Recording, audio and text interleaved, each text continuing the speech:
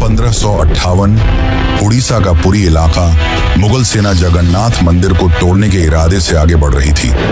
घोड़े सर पर दौड़ रहे थे, तलवारें चमक रही थीं, लेकिन जैसे ही सेना मुख्य गर्भगृह की ओर बढ़ी, एक अजीब सा तूफान उठा। सूरज की रोशनी अचानक गायब हो गई और चारों ओर अंधकार छा गया। फिर सैनिकों ने देखा कि मंदिर के अंदर से तेज रोशनी आ रही है और रोशनी के साथ एक भयानक और डरावनी चीज उनके पास आ रही है। ये दृश्य इतना भयानक था कि कई सैनिक वहीं पर बेहोश हो गए और जो बच गए वो ऐसे भागे मानो उनके सामने मौत खड़ी हो। अब आप सोचिए कि क्या ये सिर्फ एक ऐतिहासिक घटना थी या फिर सच में भगवान जगन्नाथ ने अपने धाम की रक्षा की। पुरी का जगन्नाथ मंदिर एक ऐसा स्थान जो सिर्फ भक्ति का केंद्र नहीं बल्कि अनगिनत रहस्यों की चुप दुनिया है। क्या आपने कभी सोचा है कि क्यों इस मंदिर का ध्वज हमेशा हवा के विपरीत दिशा में उड़ता है और क्यों मंदिर के ऊपर लगे सुदर्शन चक्र हर दिशा से ऐसा लगता है मानो आपको ही देख रहा हो।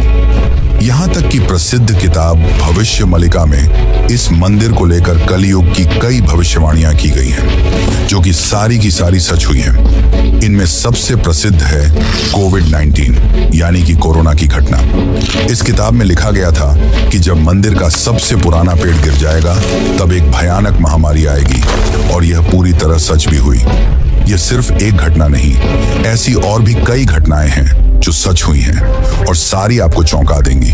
इस मंदिर के अंदर ऐसे और भी कई अनसुने और खतरनाक रहस्य छुपे हुए हैं जो आपके होश उड़ा देंगे। और सबसे बड़ा रहस्य है ब्रह्म पदार्थ का, यानी कि श्री कृष्ण का दिल। माना जाता है कि इस मंदिर में श्री कृष्ण का दिल आज भी मौजूद है, जिसे हर 12 साल में पुरानी मूर्ति से निकालकर नई मूर्ति में डाला जाता है, और यह प्रक्रिया काफी महत्वपूर्ण है। इस दौरान अगर कोई श्री कृष्ण के दिल को देख ले तो वह तुरंत मर जाता है, जिसकी कई घटनाएं हमारे सामने आती हैं। पिछले 800 सालों से इस मंदिर का ध्वज हर रोज बदला जाता है और कहा जाता है कि अगर इसे एक भी दिन न बदला गया तो मंदिर को 18 सालों के लिए बंद करना होगा। और जब अंग्रेज आए तो उन्होंने इस प्रक्रिया को अंधविश्वास बताकर रोकने की कोशिश की, लेकिन फिर उनके साथ जो हुआ वो जानकर आप चौंक जाएंगे। इस मंदिर के मुख्य प्रवेश द्वार में 22 सीढ़ियां हैं जिन्हें पार करना होता है, लेकिन इनमें से तीसरी सीढ़ी पर पैर रखना सख्त मना है। पर आखिर ऐसा क्यों है और क्या होगा यदि आपने तीसरी सीढ़ी पर पैर रख दिया? फिर आती है मंदिर की रसोई, जहां 7 बर्तनों में एक साथ प्रसाद पकता है, पर नीचे की आंच से ऊपर वाला बर्तन पहले कैसे पक जाता है? क्या मंदिर की रसोई विज्ञान के नियमों को भी चुनौती देती है? ऐसे ही और भी न जाने कितने चौंकाने वाले रहस्य। ये सिर्फ एक मंदिर नहीं, ये एक ऐसा तीर्थ है जहां धर्म, विज्ञान, वास्तु और चमत्कार चारों एक साथ खड़े हैं, जहां श्रद्धा सिर्फ पूजा नहीं बल्कि रहस्यों से सामना करने की तैयारी है। तो क्या आप तैयार हैं एक ऐसे सफर के लिए जहां हर अध्याय आपको चौंकाएगा, हर रहस्य आपके विश्वास को चुनौती देगा और हर जवाब एक नए सवाल को जन्म देगा? चलिए चलते हैं जगन्नाथ मंदिर की उस रहस्यमयी यात्रा पर, जहां भगवान खुद हर सवाल का उत्तर है।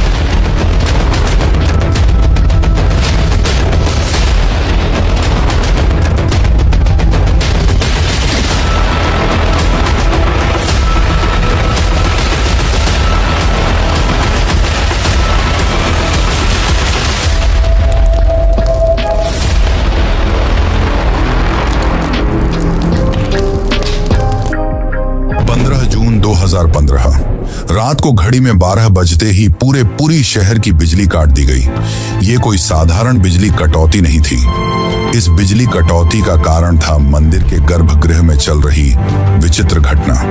मंदिर के मुख्य पुजारी इस अंधेरी रात में अपनी आंखों पर पट्टी बांधे और हाथ में एक मोटा दस्ताना पहने हुए अपने हाथों पर एक दिव्य पदार्थ लेकर भगवान की मूर्ति की ओर बढ़ रहे थे। ये कुछ और नहीं, श्री कृष्ण का दिल था, जिसे ब्रह्म पदार्थ भी कहा जाता है। ठीक 12 साल बाद यह प्रक्रिया आज मंदिर में फिर दोहराई जा रही थी, जहां भगवान जगन्नाथ की पुरानी मूर्ति से उनके दिल को निकालकर नई मूर्ति में लगाया जाता है। ये होता है भगवान के शरीर को बदलने का, लेकिन आत्मा को यथावत रखने का अनुष्ठान।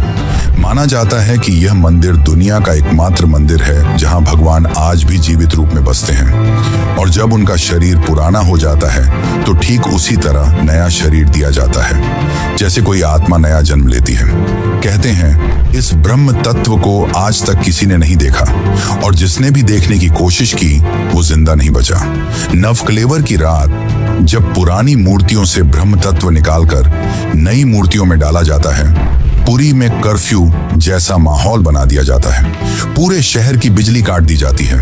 मंदिर को घोर अंधेरे में बंद कर दिया जाता है। मंदिर के अंदर होते हैं सिर्फ विशुद्ध ब्राह्मण, जिनका खानदान सदियों से यही कार्य करता आया है। उनकी आंखों पर पट्टी बांधी जाती है और हाथों पर मोटे दस्ताने पहनाए जाते हैं, ताकि वे ना देख सकें और ना ही महसूस कर सकें कि ब्रह्म पदार्थ है क्या। जब यह प्रक्रिया होती है तब मंदिर की सुरक्षा सीआरपीएफ के जवान करते हैं, और किसी भी व्यक्ति का मंदिर के अंदर जाना सख्त मना होता है। जब 2015 में यह अनुष्ठान हुआ था, तब एक पांडे ने उस ब्रह्म तत्व को हाथ लगा दिया था, जिसके बाद वह तुरंत ही बेहोश हो गया, और जब आंख खुली तो वह मानसिक रूप से पूरी तरह अस्थिर हो गया था। तो सवाल उठता है, ब्रह्म तत्व आखिर है क्या? क्या यह कोई दिव्य ऊर्जा है? क्या यह सिर्फ विश्वास है, या सच में कोई ऐसा अविनाशी पदार्थ मौजूद है जो युगों से युगों तक जीवित है?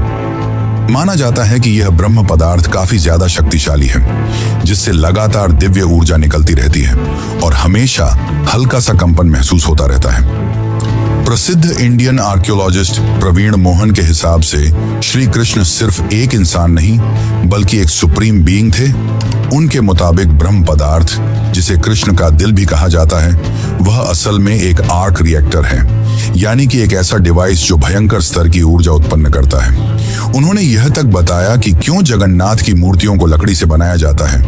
उनके अनुसार लकड़ी बिजली को कंडक्ट नहीं करती, जिस कारण वह ब्रह्म पदार्थ से निकलने वाली इलेक्ट्रोमैग्नेटिक एनर्जी को रोक लेती है। वैसे तो माना जाता है आज तक इसे किसी ने नहीं देखा है, पर आज से करीब 50 साल पहले एक व्यक्ति ने दावा किया था कि उसने इस हृदय को देखा है। उसने कहा कि हृदय चांदी की तरह तरल बह रहा था, और यही तरल लकड़ी को कमजोर कर देता है, जिस कारण हर 12 साल में मूर्तियों को बदलना पड़ता है। उस व्यक्ति ने यह तक कहा कि जब उस हृदय को प्रकाश में लाया गया तो वह चक्र की तरह घूमने लगा और जोर से कंपन करने लगा, यानी कि जब इस ब्रह्म पदार्थ को रोशनी मिलती है तो यह और भी ज्यादा सक्रिय हो जाता है, जो कि खतरनाक साबित हो सकता है। जिस कारण हर बार जब इसे पुरानी मूर्ति से नई मूर्ति में बदला जाता है तब पूरी शहर की बिजली काट दी जाती है। विज्ञान के लिए आज भी यह एक चौंकाने वाला रहस्य है जिसे कोई समझ नहीं पाया, लेकिन भक्तों के लिए यह उनके श्री कृष्ण है, उनका दिल है, जिस कारण हर दिन लाखों की तादाद में भक्त भगवान जगन्नाथ के दर्शन करने आते हैं। वैसे क्या आपको पता है कि जब श्री कृष्ण की मृत्यु हुई तब पांडवों ने उनके शरीर को जला दिया था, पर फिर कैसे उनका हृदय बच गया और वह पुरी तक कैसे पहुंचा? और इस भव्य मंदिर की रचना किसने की? आखिर कौन था जिसने बड़ी ही चमत्कारी तरीके से भगवान जगन्नाथ की मूर्ति बनाई? तो चलिए जानते हैं अब इस रहस्यमयी और रोचक घटना को, जो आपको इंटरनेट और किताबों में नहीं देखने को मिलेगी। लेकिन उससे पहले अगर आपको वीडियो अच्छी लग रही है तो इसे लाइक करके कमेंट में जय जगन्नाथ जरूर लिखें। आज से करीब 5000 साल पहले महाभारत युद्ध के पश्चात चारों तरफ केवल लाशें ही पड़ी थीं। लाखों पड़े शव और कौरवों के विनाश ने सबको झकझोर दिया। कौरवों की माता गांधारी ने इस विनाश का कारण श्री कृष्ण को बताया। उनके हिसाब से अगर श्री कृष्ण चाहते तो यह युद्ध होता ही नहीं, पर उन्होंने ऐसा नहीं किया, जिसके कारण क्रोधित होकर गांधारी ने कृष्ण को श्राप दिया, गिना, जिस प्रकार मेरे वंश का विनाश हुआ है ठीक उसी प्रकार तुम्हारे भी वंश का विनाश हो जाएगा। इस श्राप के 36 साल बाद जब एक दिन श्री कृष्ण जंगल में विश्राम कर रहे थे, तब एक शिकारी ने उन्हें हिरण समझकर उन पर तीर चला दी, और जैसे ही तीर श्री कृष्ण के पैरों पर जाके लगी, उन्होंने इस लोक को छोड़ दिया और मृत्यु को स्वीकार किया। और माना जाता है कि उनके मृत्यु के साथ ही पूरी द्वारका नगरी पानी में समा गई, जिससे उनका पूरा वंश समाप्त हो गया। माना जाता है कि जब शिकारी ने उन्हें गलती से मारा तो उसे बहुत पछतावा हुआ और उसने श्री कृष्ण से माफी मांगी, पर श्री कृष्ण ने बताया कि ये मेरे ही कर्मों का फल है। उन्होंने समझाते हुए कहा कि पिछले जन्म में तुम महान वानर राजा बाली थे, जिसे मैंने ही राम अवतार में छल से मार दिया था, और उसी कारण आज तुम मेरे मृत्यु का कारण बने। माना जाता है कि जब श्री कृष्ण की मृत्यु की खबर पांडवों को मिली तो उन्होंने पूरे रीति रिवाज से श्री कृष्ण का अंतिम संस्कार किया, और जब उनके शरीर को जलाया गया तो उनका पूरा शरीर पंच तत्वों में विलीन हो गया, परंतु उनका हृदय बच गया और जलने की बजाय और भी अधिक ऊर्जा से धड़कने लगा। इसी हृदय को बाद में ब्रह्म पदार्थ कहा गया। अर्जुन ने इस हृदय को लकड़ी के मंच पर रखकर नदी में बहा दिया। काफी लंबे समय तक बहने के बाद यह ब्रह्म पदार्थ उड़ीसा के समुद्र तट पर पहुंचा। उस समय उस तट पर सबरा जनजाति समुदाय के लोग रहा करते थे। उस जनजाति के मुखिया विश्ववसु ने जब इस ब्रह्म पदार्थ को देखा तो वे इसकी ऊर्जा और दिव्य प्रकाश से प्रभावित हो गए। उन्होंने तुरंत ही पहचान लिया कि यह भगवान के ही रूप हैं, और उन्होंने इसे नील माधव के रूप में पूजना शुरू कर दिया। उसी समय मालवा के राज्य में राजा इंद्रद्युम्न राज्य किया करते थे। वे भगवान विष्णु के काफी बड़े भक्त थे। एक दिन उन्होंने नील माधव के दर्शन करने की इच्छा व्यक्त की और उन्हें ढूंढने लगे, और यही आगे चलकर जगन्नाथ के निर्माण की आधारशिला बनी। जैसा कि मैंने बताया, राजा इंद्रद्युम्न विष्णु के परम भक्त थे, और एक रात स्वयं भगवान विष्णु उनके सपने में आए और उन्हें कहा कि वे उनकी दिव्य मूर्ति नील माधव को ढूंढें और उनके लिए एक भव्य मंदिर का निर्माण करें। श्री हरि विष्णु ने उन्हें यह भी बताया कि यह ब्रह्म पदार्थ उन्हें नीलांचल पर्वत में मिलेगा, जिसके पश्चात राजा ने अपने ब्राह्मण पुजारी विद्यापति को आदेश दिया कि वह इस मूर्ति को ढूंढ निकाले। विद्यापति कई दिनों तक नीलांचल पर्वत के अलग हिस्सों में इसकी तलाश करते रहे, और तब जाकर अंत में उन्हें पता चला कि इस मूर्ति को आदिवासी मुखिया विश्ववसु ने एक गुफा में छुपा कर रखा है, और वे दिव्य रूप से उसकी पूजा करते हैं। जब विद्यापति ने इसके दर्शन करने की अनुमति मांगी, तब विश्ववसु ने यह कहकर मना कर दिया कि यह उनके जाति का निजी मामला है, जिसके बाद विद्यापति ने चालाकी दिखाई और विश्ववसु की पुत्री ललिता से विवाह कर लिया। अब विद्यापति ने ललिता की मदद से विश्ववसु को मनाया और वे उस गुफा की ओर चल पड़े। जैसे ही विद्यापति ने उस नील माधव की मूर्ति को देखा, वे उसकी ऊर्जा से काफी ज्यादा प्रभावित हुए और उन्होंने तुरंत ही यह बात राजा इंद्रद्युम्न को बताई। लेकिन जब राजा इंद्रद्युम्न वहां पहुंचे, तब तक विश्ववसु ने वह मूर्ति वहां से हटा दी थी, जिससे राजा काफी उदास हो गए और अपने महल लौट आए। इसके बाद फिर से रात में भगवान विष्णु उनके सपने में आए और कहा कि पुरी के तट पर एक बड़ा नीम का पेड़ बहकर आएगा, तुम उस पेड़ से मेरी नई मूर्ति बनाना। वह पेड़ काफी बड़ा था, जिसे उठाना आसान नहीं था। आखिर में जैसे तैसे वे पेड़ को महल तक ला पाए, लेकिन अब सवाल यह था कि इनसे भगवान की मूर्ति कौन बनाएगा। बहुत से कारीगरों ने इस पेड़ से मूर्ति बनाने की कोशिश की, लेकिन सब असफल रहे। उन्होंने कहा कि पेड़ इतना ज्यादा मजबूत है कि हमारे छैनी हथौड़ी का उस पर कोई असर नहीं हो रहा। ये सुनकर राजा काफी परेशान हो गए। तभी एक दिन भगवान विश्वकर्मा एक बूढ़े साधु के रूप में वहां पधारे और उन्होंने कहा कि वे ये मूर्ति 21 दिनों में बना कर देंगे। राजा काफी प्रसन्न हुए, पर उस बूढ़े आदमी ने एक शर्त रखी। उसने कहा कि मैं एक कमरे में बंद रहकर 21 दिनों में यह मूर्ति बनाऊंगा, और तब तक कोई भी इस कमरे का न तो दरवाजा खोलेगा और न ही कोई अंदर आएगा। राजा ने उसकी यह शर्त स्वीकार की और फिर मूर्ति बनाने का कार्य शुरू हुआ।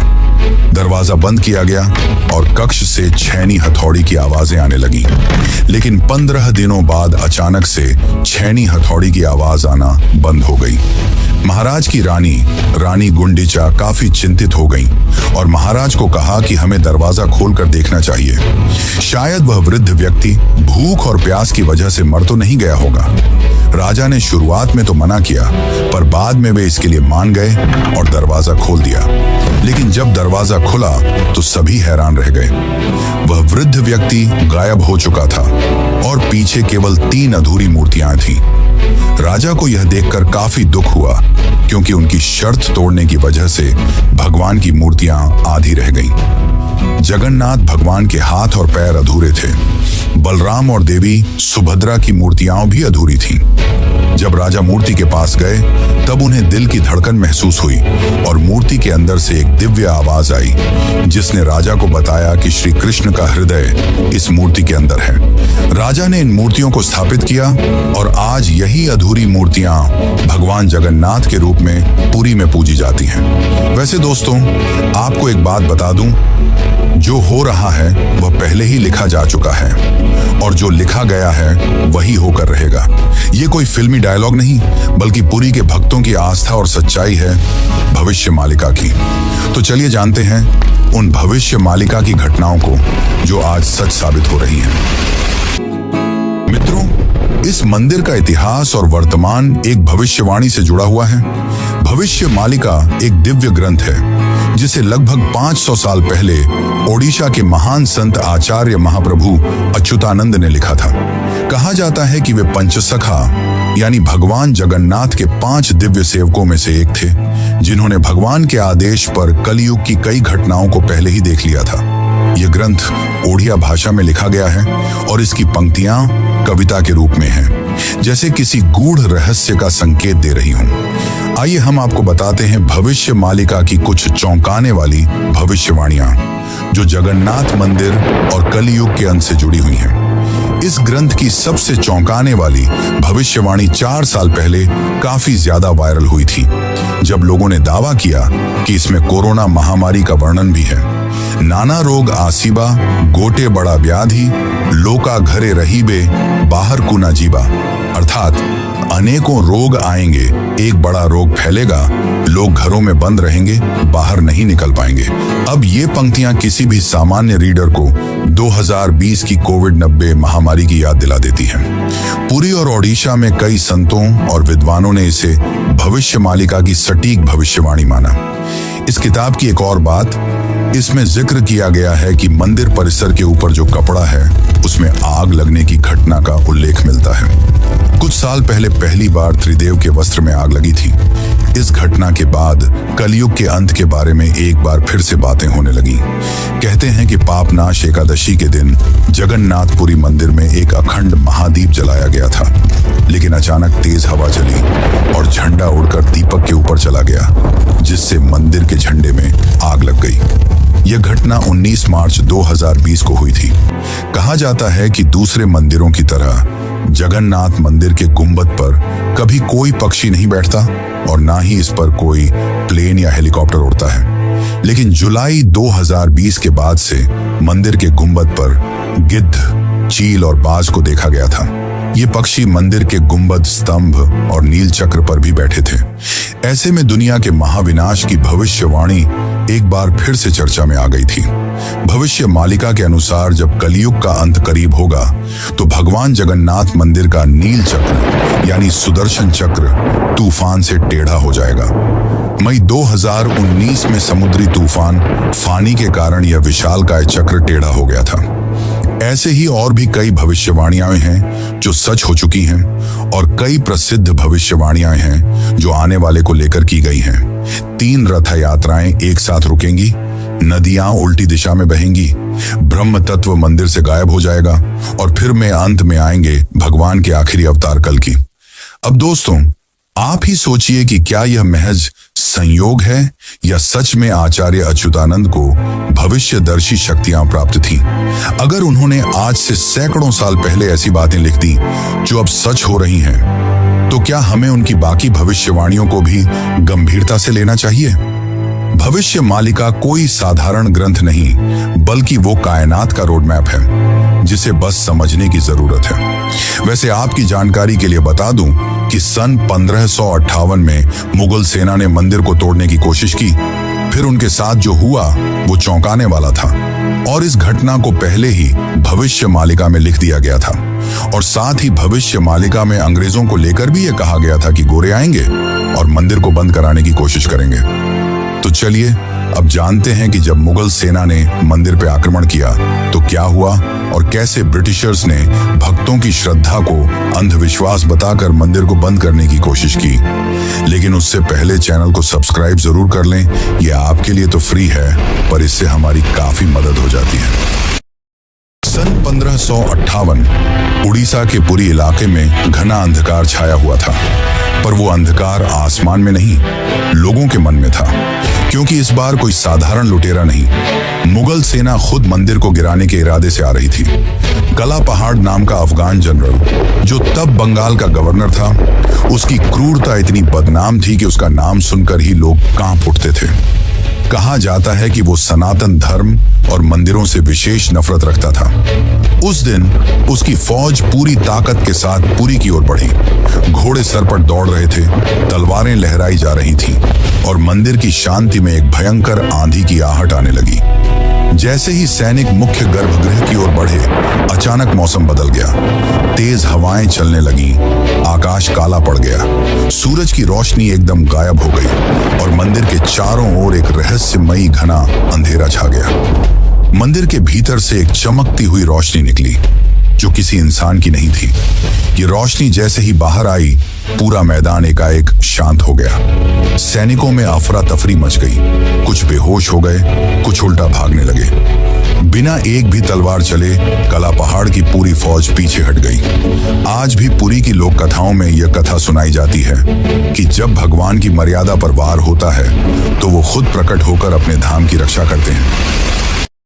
अब दूसरी घटना की बात करते हैं, जो है अंग्रेजों का विरोध और रथ यात्रा का संघर्ष। जब 1803 में अंग्रेजों ने पुरी पर कब्जा किया, तब उन्होंने कई प्राचीन मंदिरों की संपत्तियों और अधिकारों को छीन लिया। लेकिन पुरी का श्री जगन्नाथ मंदिर एक ऐसा स्थान बना जहां जनता ने कभी भी नियंत्रण नहीं छोड़ा। ब्रिटिश अधिकारियों को मंदिर की अलौकिक घटनाएं और भक्तों की श्रद्धा समझ नहीं आती थी, इसीलिए उन्होंने इन्हें सुपरस्टिशन कहकर मजाक बनाना शुरू कर दिया। सन 1805 में ब्रिटिश कलेक्टर मिस्टर हंटर ने पुरी मंदिर के रिचुअल्स को इरेशनल और बारबैरिक कहा।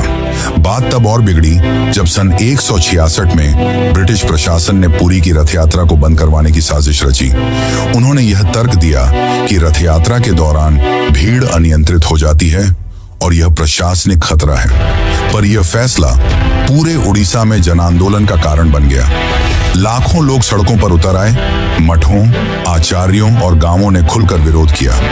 रथ यात्रा का रथ निर्माण कार्य लोगों ने खुद शुरू कर दिया, यह कहते हुए कि अगर भगवान नहीं चलेंगे तो हम भी नहीं चलेंगे। इस जनता के दबाव और आक्रोश के चलते ब्रिटिश सरकार को पीछे हटना पड़ा और 1964 में फिर से रथ यात्रा की अनुमति दी गई। इसके बाद अंग्रेजों ने कभी पुरी मंदिर के अंदरूनी मामलों में दखल नहीं दिया। अब चलिए आपको बताते हैं जगन्नाथ की तीसरी सीढ़ी का रहस्य, जिसे यमलोक का द्वार भी कहा जाता है। वैसे तो इस मंदिर में 22 सीढ़ियां हैं, पर सबसे खास है तीसरी सीढ़ी, क्योंकि इसमें पैर रखना उचित नहीं माना जाता। धार्मिक कथाओं के अनुसार इस तीसरी सीढ़ी को यमशिला कहा जाता है और कहा जाता है कि जो भी मनुष्य इस तीसरी सीढ़ी पर पैर रखता है उसके पुण्य शून्य हो जाते हैं और उसे यमलोक जाना पड़ता है। दरअसल एक बार यमराज जी भगवान जगन्नाथ के पास पहुंचे और उनसे कहा कि भगवान, भक्त जैसे ही आपके दर्शन करते हैं उनके सारे पाप मिट जाते हैं और अगर ऐसा ही चलता रहा तो सभी व्यक्ति जगन्नाथपुरी के दर्शन करके पापों से मुक्त हो जाएंगे, जिससे यमलोक में कोई नहीं आएगा। तब भगवान जगन्नाथ ने कहा कि तुम इस मंदिर की तीसरी सीढ़ी पर अपना स्थान ग्रहण कर लो और जो भी इस मंदिर की तीसरी सीढ़ी पर पैर रखेगा उसके पुण्य शून्य हो जाएंगे और उसे यमलोक जाना पड़ेगा। और तभी से इस सीढ़ी को यमशिला कहा जाता है, क्योंकि इसमें यम का वास है। अब अगर हम पुरी मंदिर के ऊपर लगे सुदर्शन चक्र की बात करें तो देखने वालों ने यह दावा किया है कि इस सुदर्शन चक्र को आप मंदिर के किसी भी कोने से देखोगे तो ऐसा लगेगा मानो आपको ही देख रहा हो। मतलब इससे जिस भी दिशा से देखो ये सामने की ओर ही दिखता है। इसे आम भाषा में आर्टिफिशियल इल्यूजन कहा जाता है, पर यह आज भी विज्ञान के परे है कि कैसे इतने भारी चक्र को मंदिर के ऊपर लगाया गया और कैसे उस समय के लोगों ने यह आर्टिफिशियल इल्यूजन बनाया जिससे चक्र हमेशा सामने की ओर दिखता है। इसे आज भी विज्ञान नहीं समझ पाया, पर भक्तों के अनुसार यह श्री कृष्ण का चक्र है जिसे उन्होंने इस दुनिया की रक्षा के लिए इस मंदिर में स्थापित किया है। और भविष्य मालिका की एक और पंक्ति के हिसाब से जब यह मंदिर समुद्र के अंदर समा जाएगा तब कलयुग अपने अंतिम चरण पर होगा और तब आएंगे विष्णु के आखिरी अवतार कल्कि। अब जानते हैं पुरी के रसोई घर के बारे में। जगन्नाथ पुरी का रसोई घर दुनिया की सबसे बड़ी और सबसे रहस्यमयी रसोई है, जिसके अनोखे तथ्य और परंपरा भक्तों को आश्चर्यचकित कर देती है।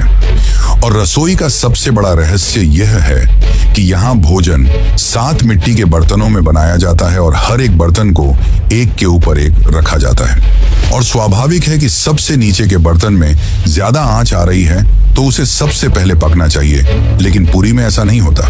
ये चौंकाने वाली बात है कि 7 बर्तनों में जो सबसे ऊपर होता है उसका खाना पहले पकता है, जो विज्ञान के सारे तथ्यों को गलत साबित करता है। यहाँ भोजन बनाने का कार्य केवल सेवायत ब्राह्मणों द्वारा किया जाता है और किसी भी बाहरी व्यक्ति को इसमें प्रवेश की अनुमति नहीं होती। इस पवित्र रसोई में किसी प्रकार के आधुनिक ईंधन या गैस का उपयोग नहीं किया जाता, बल्कि केवल लकड़ी के चूल्हे पर पारंपरिक विधि से प्रसाद बनाया जाता है। पुरी मंदिर में रोजाना लगभग 50,000 से 2 लाख लोगों तक को महाप्रसाद बांटा जाता है। लेकिन चमत्कार देखो, कभी भी खाना बर्बाद नहीं होता और कभी भी कम नहीं पड़ता। मान्यता है कि मां लक्ष्मी स्वयं प्रतिदिन रसोई में आती हैं और रसोई के सेवकों को अंतः प्रेरणा देती हैं कि आज कितनों के लिए प्रसाद तैयार करना है। ये सिर्फ परंपरा नहीं, सदियों से चलती लीला है जिसे आज तक कोई इंसानी गणित नहीं समझ पाया। एक और चौंकाने वाली बात तो यह है कि इतने बड़े किचन में जहां 500 से ज्यादा रसोइये और सेवक काम करते हैं, जहां हर दिन सैकड़ों क्विंटल अनाज, सब्जियां और मसाले इस्तेमाल होते हैं, वहां न कोई बदबू होती है न ही कोई मक्खी। कहा जाता है कि यह अग्निदेव और माता लक्ष्मी की कृपा है जो इस रसोई को हर प्रकार की अशुद्धि से दूर रखती है।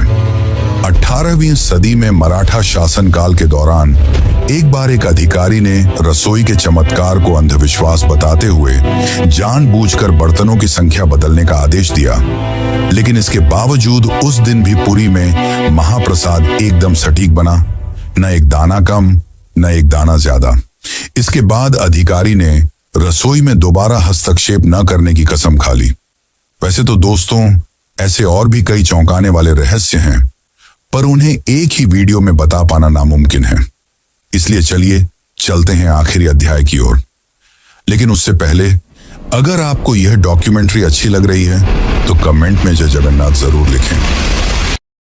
कभी कभी जीवन में कुछ चीजें ऐसी होती हैं जिन्हें न तर्क से समझा जा सकता है और न ही विज्ञान से परखा जा सकता है। पुरी के श्री जगन्नाथ मंदिर का हर पत्थर, हर कोना हमें एक ऐसी दुनिया में ले जाता है जहां भक्ति और बुद्धि, विज्ञान और विश्वास, संघर्ष और समाधान सब एक साथ चलते हैं। जगन्नाथ केवल भगवान नहीं, एक चेतना है जो हमें यह सिखाते हैं कि जब विज्ञान चुप हो जाए तो श्रद्धा बोलती है। तो अब सवाल यह है, क्या ये सब केवल संयोग है या कहीं ना कहीं कोई ऐसी शक्ति है जो इन सबको संचालित कर रही है? आप क्या मानते हैं? क्या आपने कभी इन रहस्यों को खुद महसूस किया है? अगर हाँ, तो ये वीडियो सिर्फ जानकारी नहीं बल्कि आपकी अपनी यात्रा है, श्रद्धा से रहस्य तक। और ऐसी ही एक यात्रा है केदारनाथ धाम की, जो जगन्नाथ की तरह ही 4 धामों में से एक है। और अगर आप केदारनाथ धाम की यात्रा पर चलना चाहते हैं तो यह वीडियो जरूर देखें। धन्यवाद।